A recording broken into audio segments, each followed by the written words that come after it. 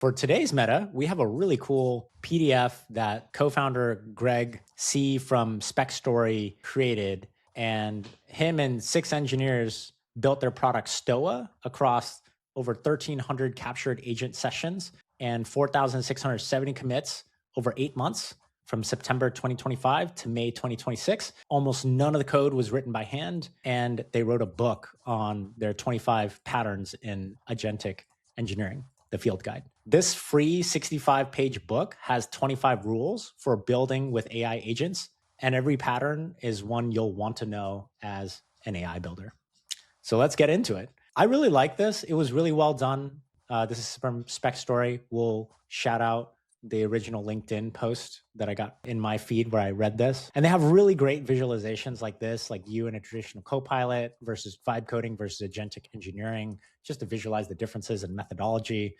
Really nice table of contents. And when you get into patterns here, there's like this part, verification is the job. When the agent writes the code, your irreducible job is to prove the system does what you meant against real runtime evidence. These 4 patterns are how you hold the line. So verification is the job is the very first one. And the 4 patterns are calibrated distrust, treat every agent claim, verified, accurate, tests pass as an unverified assertion until you have seen the check, turning your doubt to fire on confidence, not on content.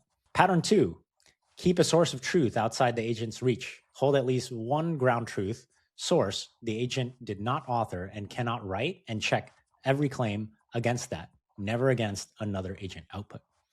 Pattern 3, the premise auditor. Name your prime suspect and make the agent try to clear it. The disconfirmation, not the fix, is the deliverable. And for this one, this is stating your prime suspect explicitly. Ask the agent to clear or convict it with the mechanism, not a yes.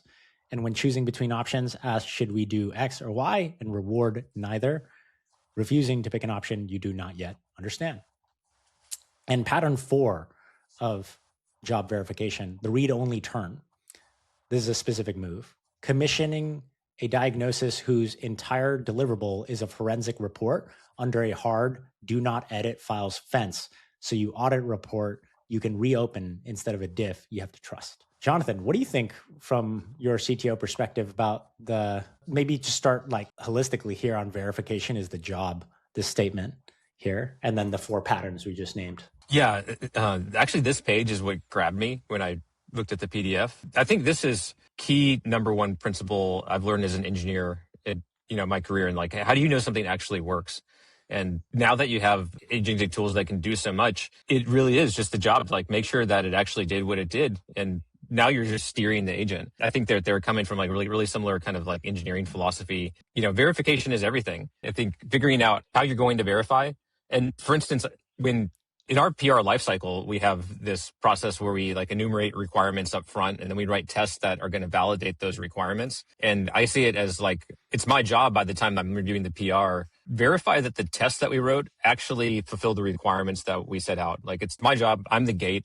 I got to make sure that's the thing. And I don't have an LLM judge that can verify on my behalf. And so that's become where is my attention going? It's like largely going towards verification of what the agent outputs. And so I really love this and how they broke down the different ways that they do this in their own systems. Yeah, like in particular for this one, calibrated distrust or agentic development. When an agent says verified or tests pass, type, how did we verify this? Very simple tactic is just don't trust that it said everything passed.